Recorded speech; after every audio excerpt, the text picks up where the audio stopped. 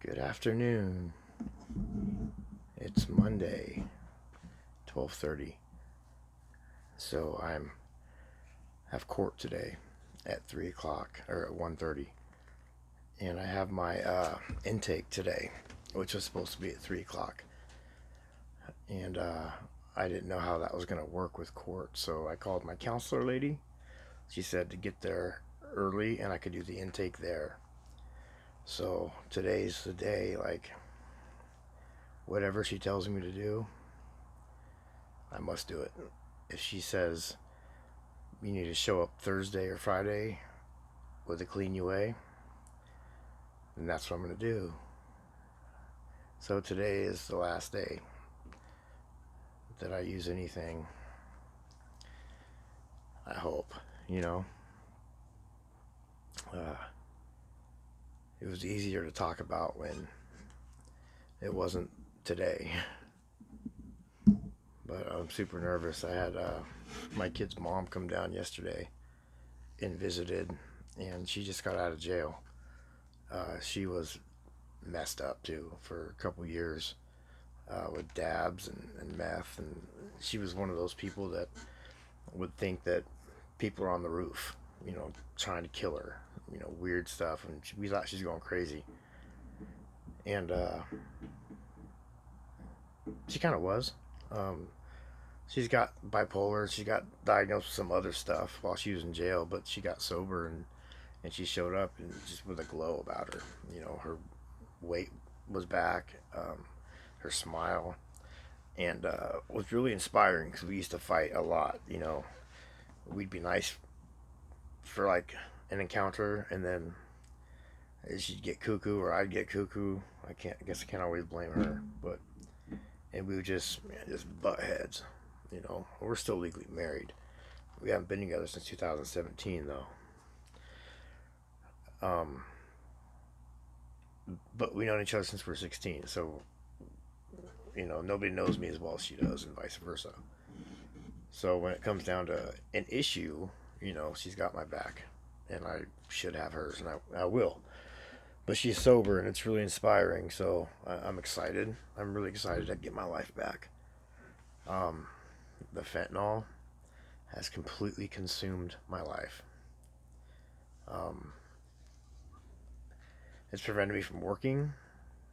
I just make excuses. I was down with my leg issue for about a month, but that's it. I haven't worked for quite a few months, and because I'm worried about getting a job and not having my dope in time, or just screwing it up like I always do. So financially, it's been super hard. I've been selling sports cards and garbage pail kid cards and stuff on eBay just to get by, from the extra inventory I had from my business, which was a secondhand store. When I lost that, that's when I went downhill. And I didn't like. It wasn't like I lost it because it was a failing business. I lost it. I had to shut it down because after 3 months, the property that I had my store on was agricultural land, and so we couldn't have a thrift store on the property unless it was an antique store, and it wasn't really an antique store. But that's my dream, and that's something I'm gonna pick back up. I haven't pursued it using because I know it'll happen. I'll just ruin it if I'm using. So I'm waiting until I get sober and start my business again, and it's gonna be awesome. It's not just gonna be a crappy old thrift store. It's gonna be like a pillar of the community. It's gonna be a place that helps other people in the community, and it's going to be a place you can go and hang out and see all the cool treasures I get. I get it all from buying storage units. That's how I get all the inventory. And the people in the community, they've always had my back on this and supported me. They would donate all their stuff to us instead of Goodwill, because everybody hates Goodwill up here.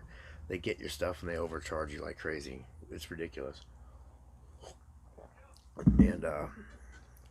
And so yeah, she came over, took us to lunch, bought Blakey Boy a game, and it was a good visit. It was a good visit. Um, I'm gonna do another video this evening with my son right before this all happens, just to get his idea and his input on everything that's happened or everything that's been going on. I asked him today about it, and he said, "Well, Dad, you don't act any different." Like, because I said, I want you to talk about what you feel and how it's affected you. But like I told him, like it's affected us financially. I'm not always there mentally. I'm zoning out on my cards or something when I should be watching a movie with him or going for a walk. You know, I used to say, "Oh, I'm a good dad. I'm a good dad," even as an addict, but I'm not. I'm not the kind of dad he needs. I'm just there, you know, and I don't want to be just there. I always thought that was good enough because I didn't have a dad growing up. I thought at least if I'm here, he's got that. Boy, do I got a lot to learn. Um, it's going to be a nice break though, because every day I wake up, I have to worry, how am I going to get my stuff for the day? And I can't keep a relationship with a woman because I'm too insecure, and then I think, what can I offer her? My car's broken down. I ride a motorcycle that's almost going to break down. We live in a tiny home that we're about to be evicted from. I have no job, you know. So, a lot going on today. I got to get there in a little bit and get this intake done and see what my next move is. So, I just wanted to throw a video out there and say hi to everybody and thank you for all the support. I appreciate it. I really, really do. And subscribe or check us out or whatever. I don't have Blake. Me and Blake are going to be talking later on today, and you guys can hear from a 15-year-old's point of view whose father is a fentanyl addict. See what he thinks about it and how it's affected him. It's something I need to hear too.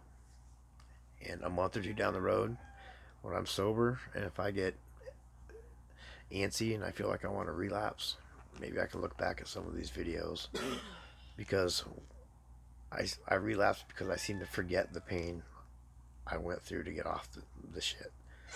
And so if I have some like this, I can watch and think, man, I don't want to be that guy anymore. I don't want to be him. I used to take recovery really serious too. That's what the tattoo is. It's the back of an A coin. I lived it. Rode that pink cloud till it popped. But that pink cloud doesn't have to go away. So I'm gonna man the fuck up and I'm gonna do it. Do it for myself. Do it for my kid. He deserves it. I deserve it. And I'm still gonna do the videos every day. Um, as embarrassing as it might be, please forgive me how I might look. Everything. I'll be going through withdrawals. And I hope they're really fucking bad. I hope they're bad enough to where anybody's watching that has somebody they know that's struggling with fentanyl addiction or is thinking about it. Trust me, you don't want to.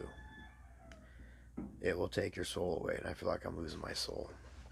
That's why it's time to do something different.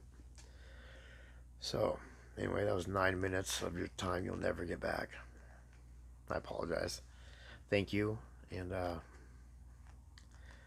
I'll let you guys know what happens after court. Bye.